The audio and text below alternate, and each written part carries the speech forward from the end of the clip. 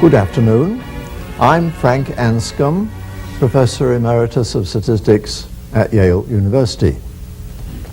This afternoon, we have a discussion or conversation between three distinguished statisticians, Herb Robbins, Carl Morris, and Milton Sobel. Herbert Robbins, on my right, is this year's Pfizer Colloquium Lecturer here at the University of Connecticut. For many years, he was associated with the Department of Mathematical Statistics at Columbia University. Since his retirement from Columbia, he has been New Jersey Professor of Mathematical Statistics at Rutgers University. He has had a very large output of influential research, of which a short and readable account by T.L. Lai and David Zygmunt appeared in the first volume of the journal Statistical Science in 1986. Herb is a member of the National Academy of Sciences and of the American Academy of Arts and Sciences, and is a past president of the Institute of Mathematical Statistics. Carl Morris, on my left, is professor in the Statistics Department and in the Medical School at Harvard University. Previously, he has been associated with the University of Texas and with the RAND Corporation. He's a fellow of the Institute of Mathematical Statistics, the American Statistical Association, the Royal Statistical Society, and an elected member of the International Statistical Institute. He has served as editor of the Journal of the American Statistical Association and is currently executive editor of Statistical Science. His research interests include empirical Bayes methods, experimental design, multivariate data analysis, exponential families. Milton Sobel, on my far right, is visiting professor of biostatistics in the School of Public Health at the University of Michigan. Previously, he has been associated with the University of Minnesota and with the University of California at Santa Barbara, in each case for 16 years. He is proud to have been one of the few students of Abraham Wald. He's a fellow of the Institute of Mathematical Statistics. His research interests include ranking and selection procedures, group testing, Dirichlet integrals, life testing. Now, let us go to our discussion. A very considerable amount of Herbert Robbins' published research involves the phrase empirical Bayes. Might I ask you, Herb, if you would just say a word or two about what that phrase means to you, just what you convey by that phrase, and perhaps you might give some sort of example. Well, of course, I'm the only real empirical Bayesian, but everybody nowadays is an empirical Bayesian to some extent, like everybody is a Keynesian in economics, but there's a right wing and a left wing. So I might say perhaps that Carl here belongs to the right wing of empirical Bayesianism, and I belong to the left wing. In that, I like to start out without any idea whatsoever, or at least pretend I don't have any idea whatsoever, about the prior distribution of any parameters that occur in statistics. And Carl seems to me to verge on the non-Bayesian heresy on the Bayesian heresy, rather, of believing that he knows a parametric family to which the prior belongs. But you asked me what is empirical Bayesianism, and I think it is an attempt to have the best of both worlds. In other words, to do almost as well as a Bayesian who knows the true prior, and yet as to be as non-dogmatic as a non-Bayesian who doesn't make any assumption at all about it. So I think that as time goes on, the whole question of Bayesian versus non-Bayesian will disappear because everybody will be more or less in the same boat. After all, it's not what you believe, it's what you can do that matters. And so if you can do something, whatever you call yourself, that's going to survive. And just calling yourself something or other is going to bore people. Well, I don't actually disagree with anything Herb said, except it would help Herb to know what empirical Bayesian is a little more exactly, because there seems to be a big tug of war between a variety of people and as to what's what, and some people claim to be doing empirical Bayes work, and some feel that they're, as you said on another occasion, to quote Lindley, there's no one less Bayesian than empirical Bayesian. So I think the question has to be, you just made a statement now about no assumptions, or perhaps you mean few assumptions. What I was trying to get at, what I would try to get at in this definition is, for example, must you assume independence, that the parameters are independent in order to be an empirical Bayesian? That's one question. Do the parameters all have to have the same distribution or not? And much of the world thinks that empirical Bayes means estimate the prior distribution and plug it into a Bayes formula. Is that the limitation? Does that limit empirical Bayes, all those things? Mm-hmm. I've been using the term somewhat more generally.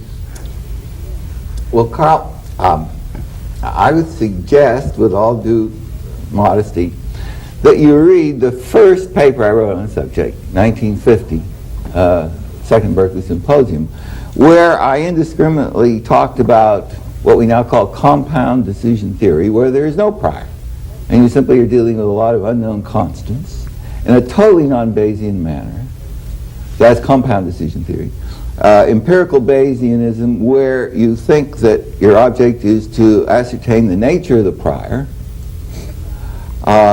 And my second paper, well, the one in the Third Berkeley Symposium, where you sidestep the problem of estimating the prior and go directly to the problem of estimating the Bayes decision function, which sometimes is directly available without the sidestep. But unless you think of all these problems as more or less the same problem, you run the risk of creating dogmatic difficulties which are not necessary to settle. So, as I say, I don't want to get involved in an era of disputes among the various Protestant sects. I think the original dispute between the Catholics and Protestants is enough. Let's do away with them all. Let's get on with the business of seeing how well we can do with statistical problems without reference to saying what I'm doing is right because I have the true philosophy. If what you're doing is right, it should become apparent by how it works. In other words, works, not faith. Well, let's talk about how it works. You have a recent paper with saying in a medical application, and perhaps you could spell that out for us and we could talk about it a little bit. I'm delighted to have this opportunity of talking about it.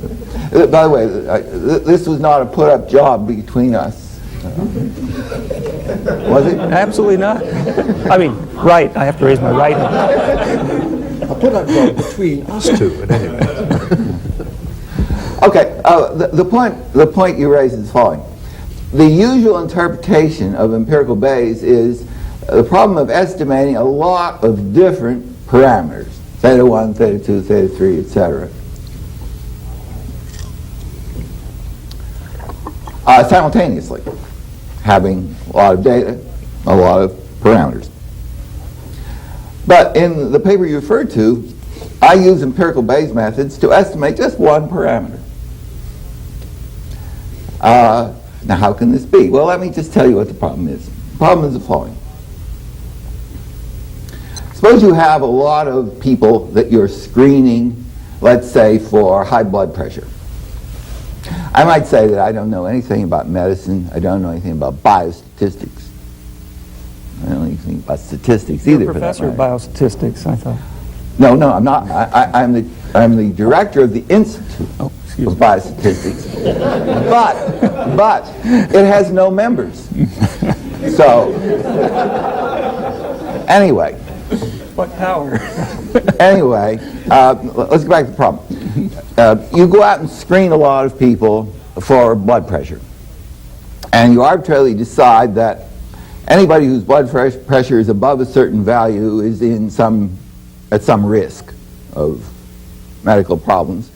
Anybody whose blood pressure registers below some level is not at any serious risk. Now you have a new drug, you don't know anything about it, and you want to decide how effective it is in reducing blood pressure. Now, of course, if your blood pressure is already low, you don't want to reduce it. So what you do is the following. Everybody whose measured blood pressure registers below a certain kind of value, you give a placebo. You don't even tell them it's a placebo. You give them what is in fact a placebo. Everybody whose blood pressure is above this cutoff value, you give the new drug. And then after a suitable interval, you remeasure everybody's blood pressure. So you're only giving the new drug to people whose blood pressure exceeds a certain amount. You're only giving the placebo to people whose blood pressure is less than that given amount.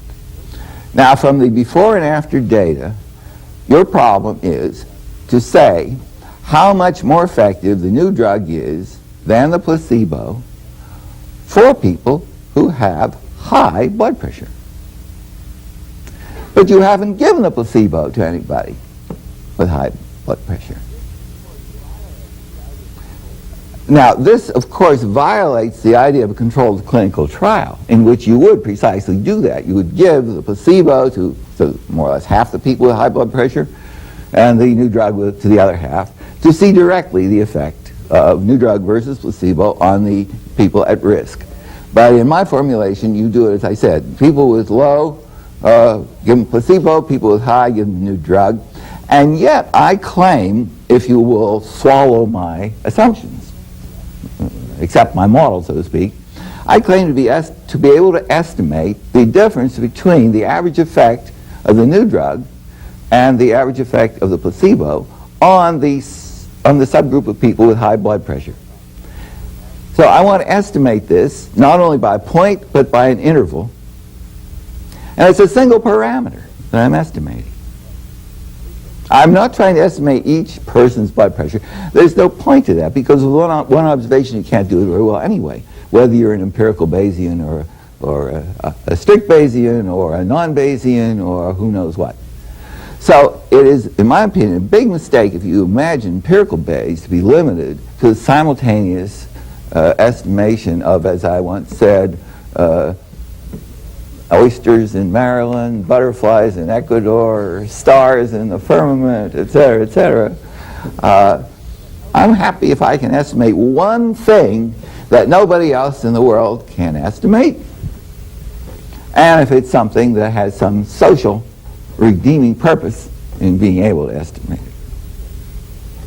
So, and the trick here is, of course, that there's going to be a regression to the mean. And an empirical Bayes, may I use that, or compound Bayes? An empirical Bayes procedure would anticipate that regression and make the and account for it. Right. And incidentally, I can do it without a single parametric assumption, either on the prior of blood pressure in the population, or in the way observed blood pressure is assumed to vary around true blood pressure. For example, I don't have to assume normality, Poisson, or anything else. You do have to assume large samples. Many repetitions of this experiment. Well, wait a minute. What do you mean by that? Lots of data. What's lots of data? Now, I ask this because frequently in the last 40 or 50 years, people have said that general empirical Bayes with no parametric pre-assumptions requires large samples. I have yet to see a proof of that. In fact, I don't believe it. What do you mean by large samples? Many years ago, 100 was considered large. Now, is 100 large? I don't think so. If I have a sample of 1 million, is it large? That's fine. I can do lots of things with it. I don't think it's so large. I don't think 10,000 is so large. But 1 million gets to be pretty big when you have to find 1 million problems, all of which arose under the same Now, circumstances. just a minute, Carl.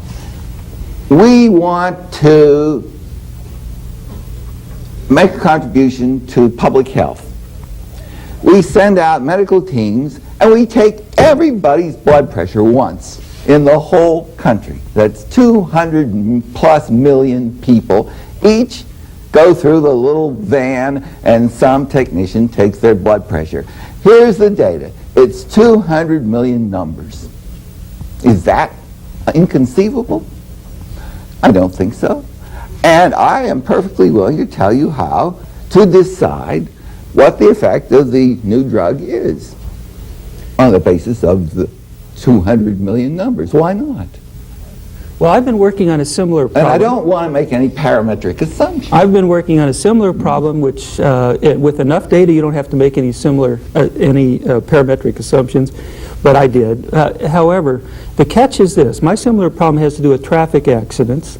I learned about this problem from Ezra Hauer and have been looking at it on behalf of the Federal Highway Administration, but it's the same problem in principle as the one you're looking at. Traffic engineers like to go out and do what they can to reduce traffic accidents, but they don't have enough money to make changes at every intersection, so they do it at the ones that have lots of accidents. And of course there will be regression to the mean, so afterward you expect, even if there's no value to the treatment, a reduction. So you have to correct for that. But here's the worry. The worry is, and I think this would apply to your case, these people aren't homogeneous. It could be that the people who have whatever you're calling high blood pressure actually are sicker than the people that have a low blood pressure systematically.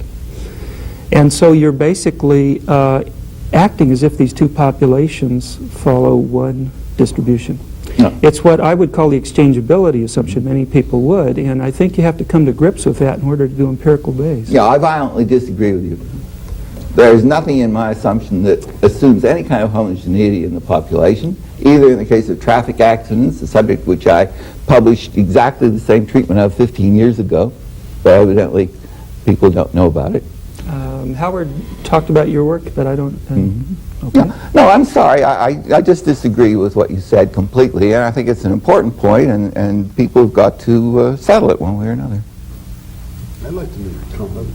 Now that the subject has come to some lull, or slight lull, I think Professor Robbins has made a lot of contributions, and I think we ought to go into some of the other areas that he's worked in, and not stick to empirical Bayes. And maybe you can tell us about a few of the areas you did work in, and go off on a slightly different vein.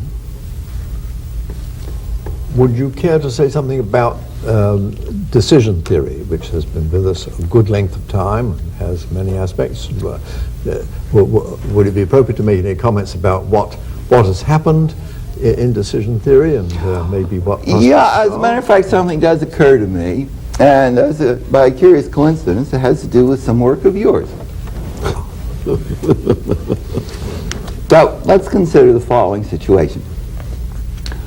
The conventional statistics that consists of hypothesis testing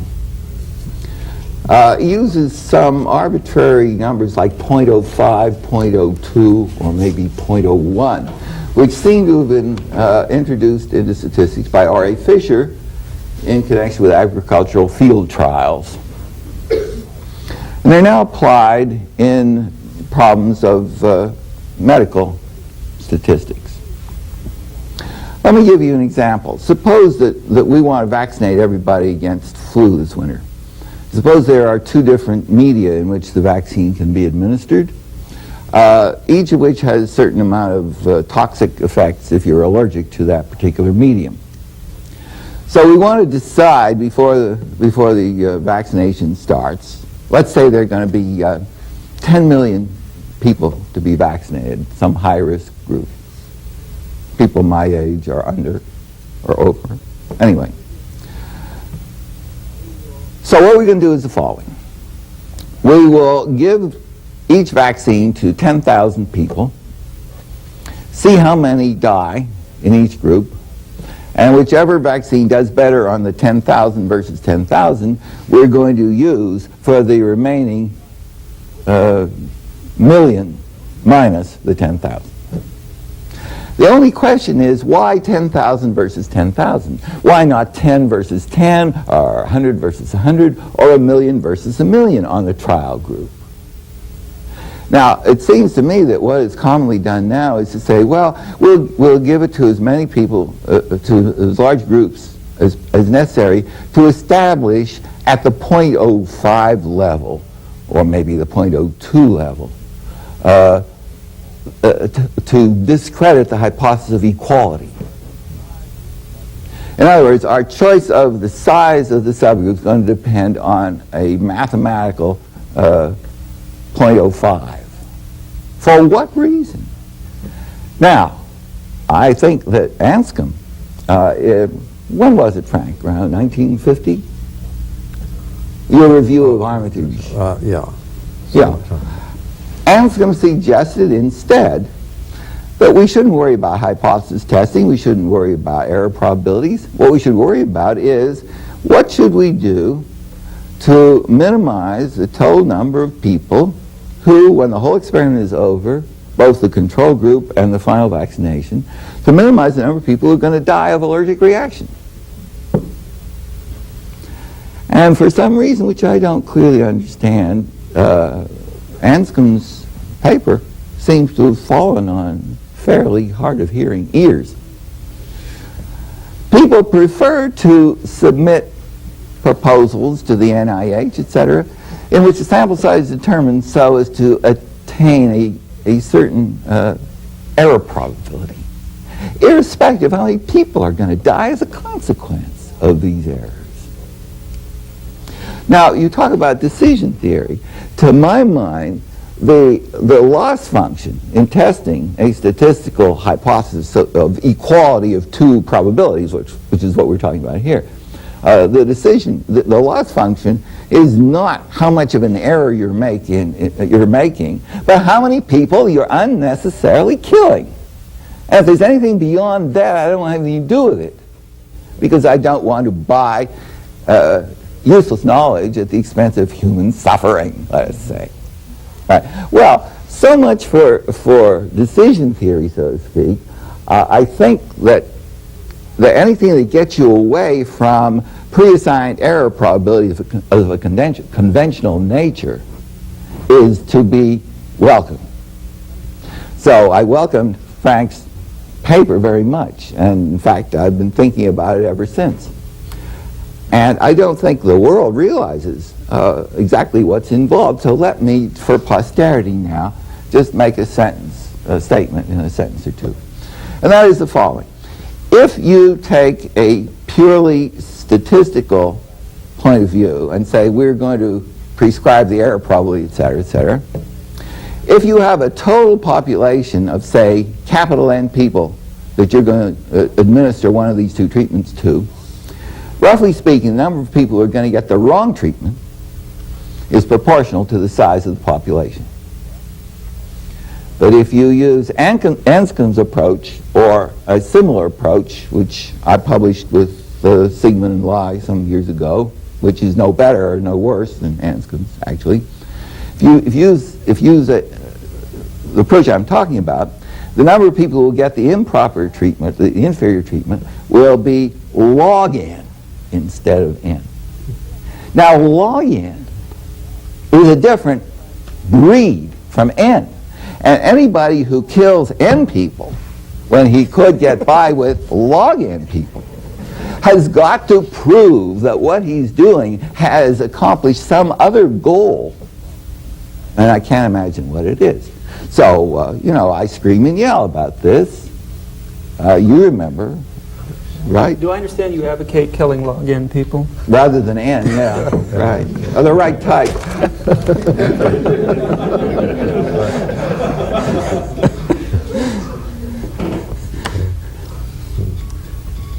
Yes, well, the mysterious 5% significance levels do seem to me to be quite indefensible, and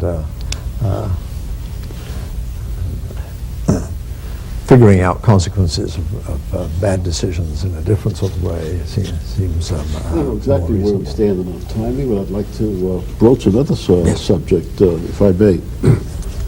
By the way, where do we stand? Oh, we got a half hour to go, I think.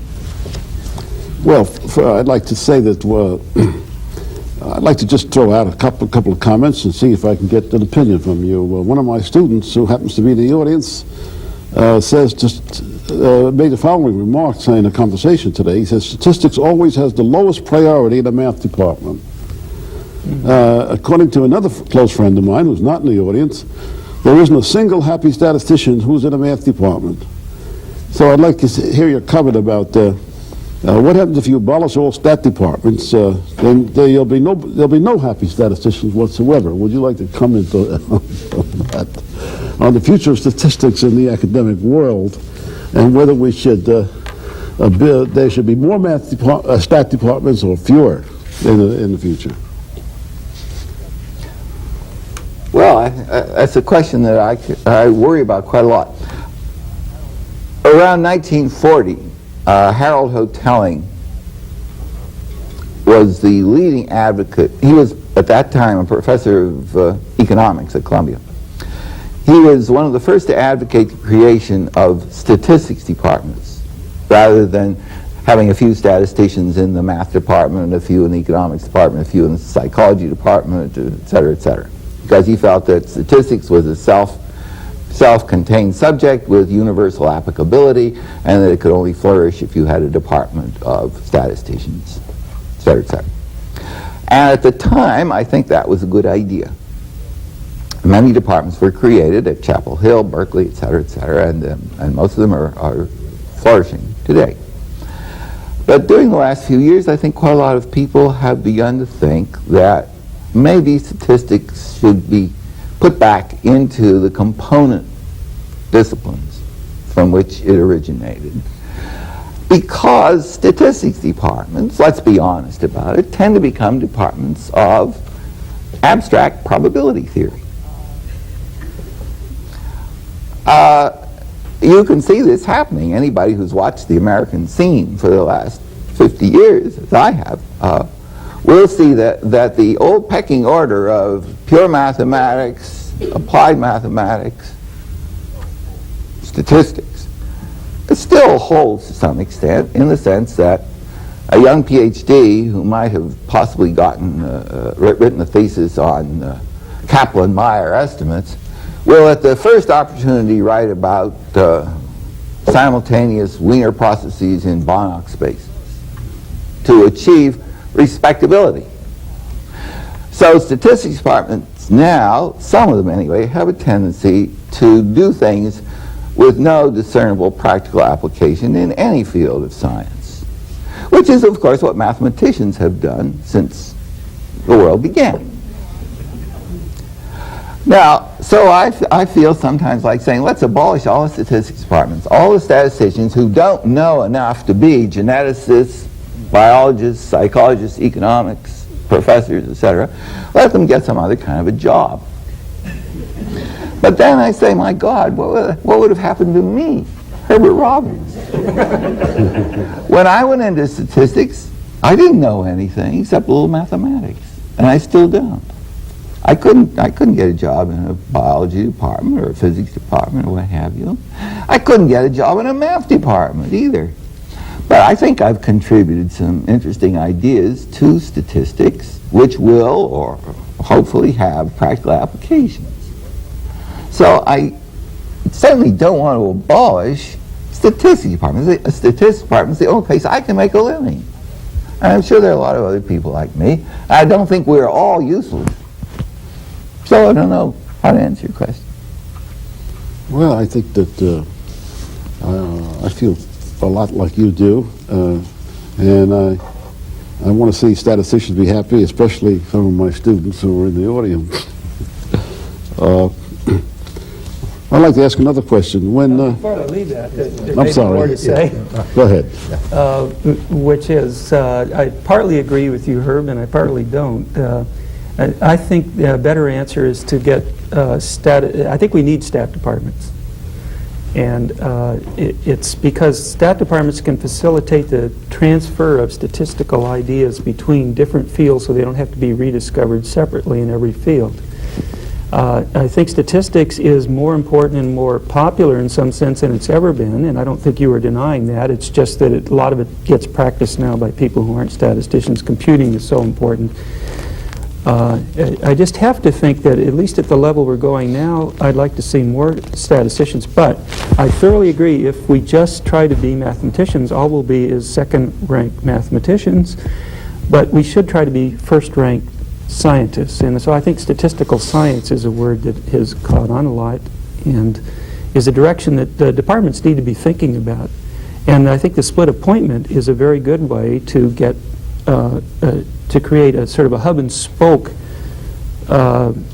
information cycle where somebody goes out, brings problems in that can be generalized or abstracted. And after all, one of the things mathematics does is abstract ideas, and once you've abstracted them, you can see how they apply to many other things. And when regression was first developed, obviously it was for one particular purpose, and that's why we call it regression, but now it's the most widely used tool there is. And I think many ideas will be going in that direction. I do regret that we feel like we have to compete with each other to do better mathematical work, because while I really deeply believe good mathematical work can be helpful, if it's the only goal, it can really distort what we're trying to do. But I think there's been a real rebellion against that too. Computing is important now, and many statisticians are very involved in applied work. It isn't computing that's important, it's thinking that's important.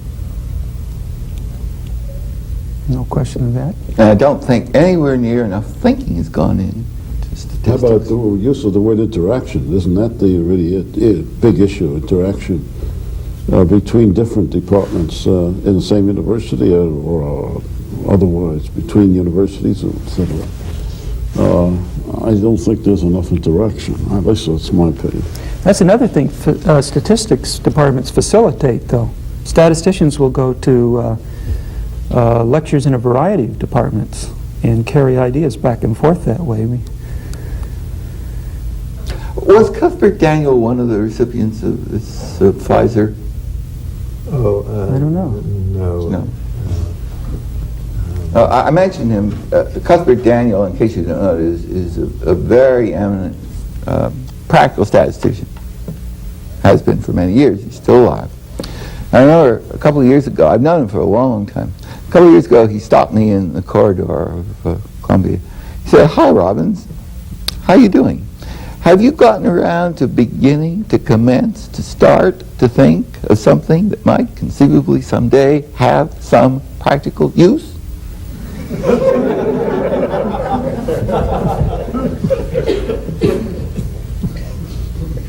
That's all. Wait, no.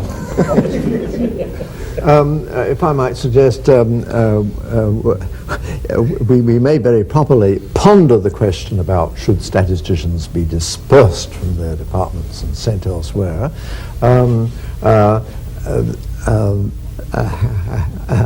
However, if one is thinking along those lines, what would one perhaps do to improve the quality of the statistical work that then happened in the other departments? Because indeed, well, you've remarked that one needs to keep some coherence and not have the same work being just repeated, same developments taking place in different places when they might just as well be done centrally somewhere. Merely dispersing the statisticians out of their departments, I should say, is not a complete remedy. You'll lose everything. By the way, you know, statistics seems to be a monopoly of the English-speaking world. Roughly speaking, with all deference to the exceptions that there are, there's no Russian statistics anymore. And I might almost say there's no French, German, Italian, Belgian, Spanish, Danish, or what have you statistics anymore. These countries are great in probability theory and great in mathematics. They've essentially done nothing for 100 years in the field of statistics. The question is, how come? Now, in the case of Russia, it's fairly easy to see why not. Because what do we use statistics for? Well, quality control. Well, there's never been any quality control in Russia for several generations because they don't make anything that they can sell. Biostatistics, the Russians don't develop new drugs or new treatments, so what do they care about statistics? Public opinion polls? Okay, so here's a clear case of the lack of demand producing a lack of supply. On the other hand, when I think of myself, I've never been consulted by anybody in any of these fields. I haven't been paid to work, or hasn't been suggested to me to work on any practical field at all. But I can't help being affected by the fact that I'm in the university and I see this kind of thing going on, and so I try to get into the game a little bit with my pitiful supply of chips. The other thing is, of course, in Russia, if you were a mathematician, the safe thing to do, well, if you were interested in science, the safe thing to do was to become a pure mathematician. The purer, the better, because then you wouldn't run the risk of being conscripted to work in a state institute where your loyalty to Leninism and so on would be a big issue. In other words, you want to stay out of trouble, do mathematics. You want to get into trouble, do economics. Okay, now, so if we want to produce some statisticians in this country, the obvious thing to do is to start firing professors for expressing any political, artistic, social, etc. opinion, so that the profession of statistician will be a protected one. And people who now go into the arts and law and so on will instead go into statistics. A modest proposal. I'm tempted to change what would seem to be changing direction. I'm not really wanting to divert us from this issue, but something somewhat related. During the time that you have been contributing to statistical science in the very diverse ways that you have, there have been various other figures. I'd like to interrupt you by saying that one of the most eminent current statisticians, and I shan't say who it is now, was recently asked to say what he thought were some of the chief developments in statistics during the last 20 or 30 years. And he said, I think Empirical Bayes represents a great step backwards. Okay, I'm sorry. I wondered if you would be at all disposed to make any remarks about developments that have gone on during your active career in other places than Columbia University. Do you have any sort of general remarks on what sorts of things have been going on, what sorts of trends there have been, and to what extent you are interested or disapprove of these things? Would you care to make some comments along those lines? Well, a number of things. For example, now I find I wouldn't go into statistics now. I couldn't. First of all, I don't know anything about computing. In fact, I don't know how to calculate on a hand calculator. I also don't know how to type on a typewriter. I don't know how to use a word processor. So that would bar me from any practical use in computing. Second of all, I don't know anything about martingales, which is the sine qua non now. If you're going to do even partly theoretical statistics, all I know is what I learned, as I sometimes said, a few weeks of reading Harold Cramer's book, Mathematical Methods of Statistics, which the word martingale wasn't even mentioned. So I have a vague acquaintance with the law of large numbers and the central limit theorem, and that's about it. So, all right, so I've noticed people are going in for computing, and they're going in for high-powered mathematics.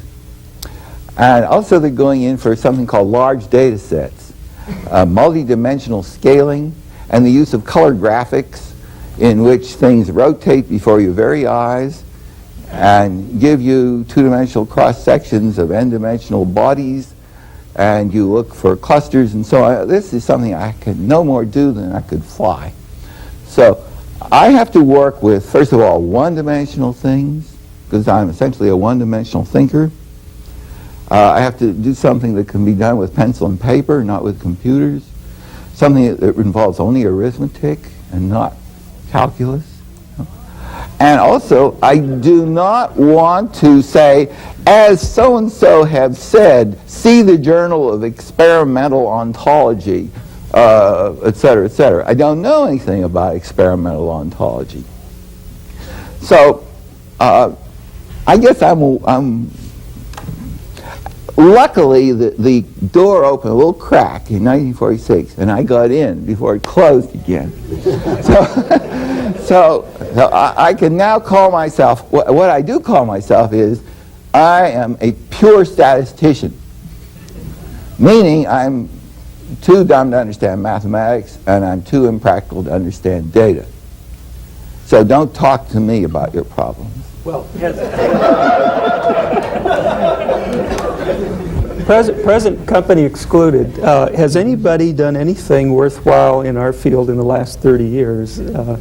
And if so, who might that be, in your opinion? Is there, what would that topic be? Some of my students. When Professor Neyman, Joseph Neyman talked about the two great breakthroughs of Herbert Robbins, what was he referring to? He was referring to empirical Bayes and compound decision problems, which he called two breakthroughs, which, first of all, I didn't think there were two. I thought they were one. Oh. And as to whether they're breakthroughs or not, that's not for me to say. But that's what he meant. Okay. That paper of his, which was in the International Statistical Review or something or other, practically ruined my career. Why is that? Well, Milton, you're old enough to know. I mean, yeah. Well, I have another question about that. If the great Jerzy Neyman, yeah, who is the archetypal anti-Bayesian, I mean, he made his whole career on saying, I'm going to eliminate any vestige of prior probabilities, introduced confidence intervals, introduced inductive behavior, et cetera, et cetera. If he had a good word to say for anything that smacks of priors or Bayesianism, then everybody immediately said, it can't be any good. So I was regarded for many years as brilliant but unsound. I use the words advisedly. In the paper by J.B. Kopas in the Journal of Royal Statistical Society, it starts out like this. In his brilliant paper in 1950, and then it goes on to say, Professor Robbins proposed some perfectly ridiculous procedures.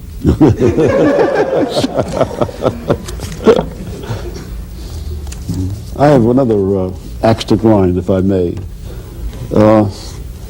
Do you believe that a statistician reaching the age of 70 is wiser or less wise than somebody who is 10 years younger? A statistician above the age of 70 is a precious resource.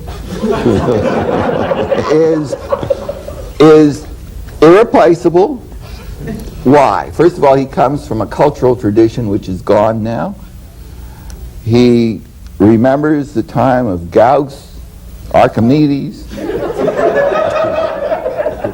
I hear some people laughing. I'm surprised they even recognize those names. But anyway, my opinion is the older the better for statisticians.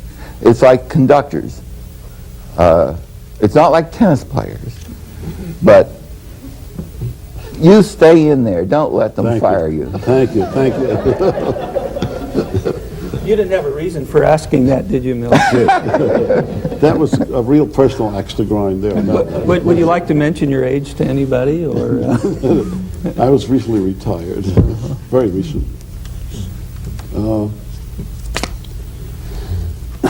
Where do we stand on time now? 10 minutes. Let me propose a subject. I mean, one of the things that worries me is the fear that American students, by the time they get to graduate school, are turned off from entering the graduate school and studying statistics to become statisticians,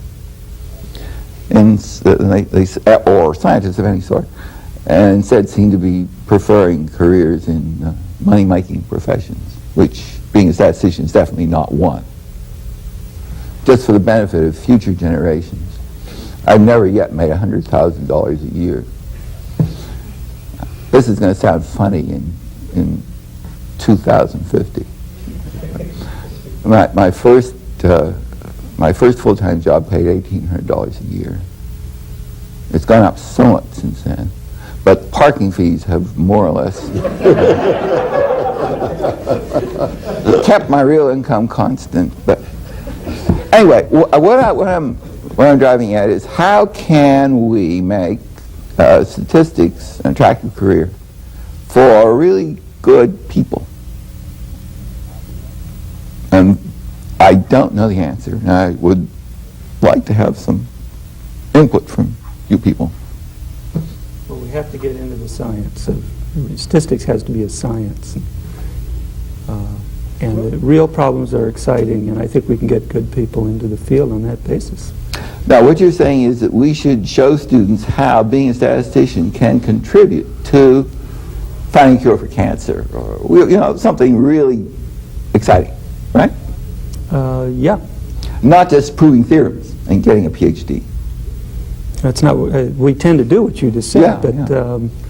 The goal is to contribute to science and to develop methods that enable other people to contribute to science. At what age are we going to show kids the light? Because by the time they're already in graduate school, it's too late.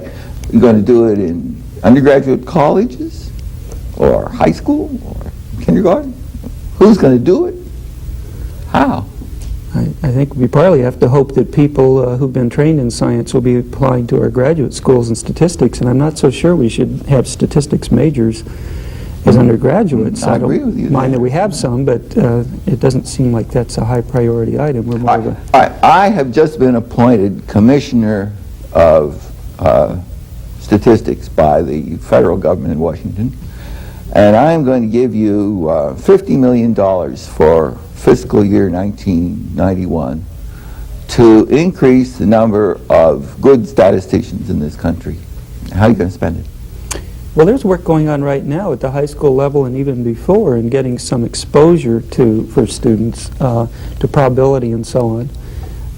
I would love to see calculus courses taught with probability and statistics as their application in addition to physics and so on. Well, that's fine, but nobody's taking calculus either.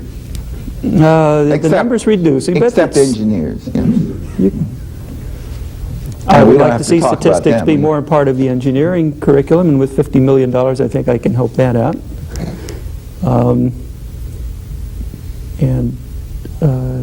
Obviously, I don't know whether we need a lot more departments of statistics than we have now, but How about giving I a think few we need to Nobel strengthen what Prizes we in have. statistics That would be lovely, wouldn't instead of economics, let's say? Would that be? You think that'd be a good idea?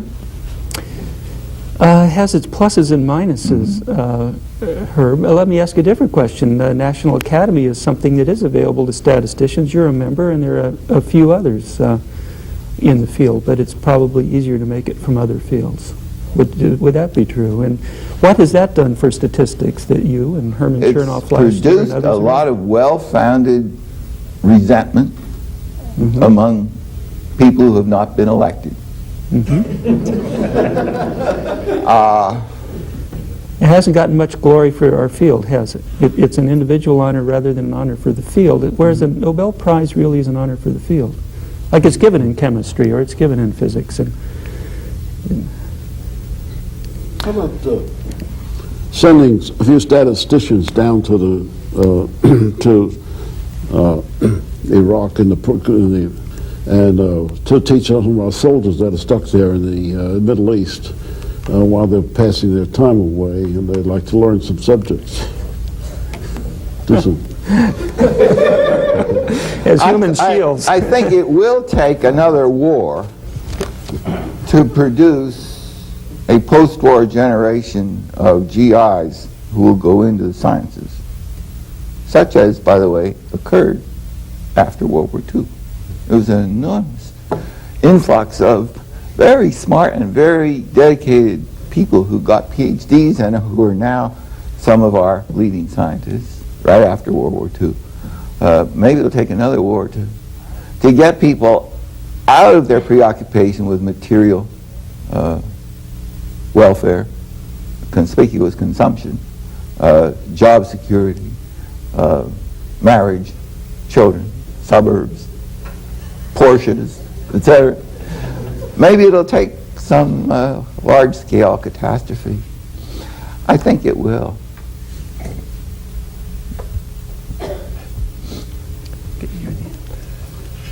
Well, sir, that leaves us pretty speechless, I would say. I got a final remark I'd like to make. Yes, do, please. Well, I think statistics has had a pretty wonderful heritage with lots of illustrious people like Galton, Pearson, Fisher, Neyman, and Wald. And it gives me a lot of pleasure to think of Herb Robbins and his breakthroughs as an ongoing continuation of this kind of heritage. I just want to make that statement. Thank you, Milton. If I could believe that, I would be very happy, because these people have been very dear to me.